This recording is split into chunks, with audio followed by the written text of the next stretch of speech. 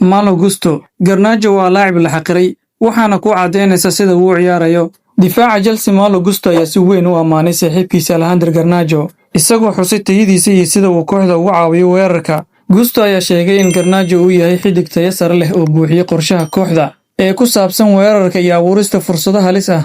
Wuxuu leeyahay tayo sare oo garabka weerarka ah. Wuxuu awood u leeyahay inuu kooxda naga soo horjeedo ku cadaadiyo gudaha xerada ganaaxa, taasoo qayb ka ah qorsheena inay sidaas sameeyaan oo ay goosmo sameeyaan oo ay abuuraan fursado, ayuu yiri Gusto. Waa nin wanaagsan, shaqo badan sameeya, aadna u dadaal badan. Waa ciyaaryahan naga caawiyo wax badan, waana ku faraxsanahay inaan garoonka kula ciyaaro. Marka aad leedahay tayo, dadku waxay sugayaan inaad cadeyso. Si aad u muujiso waxa aad awoodo, waa inaad garoonka ku samaysaa. Ciyaaryahan kasta oo Chelsea ah waa inuu muujiyo wax badan oo gudaha iyo dibadda garoonka ah. Waa wax fiican inaan haysano ciyaaryahan sida Garnacho oo kale ah oo sii horumaraya si uu nooga caawiyo inaan gaarno yoolkeena xil ciyaareedkan. Weli waa jid dheer, markaa waa inaan sii dadaalnaa, ayuu hadalkiisa ku soo gabagabeeyay Malo Gusto.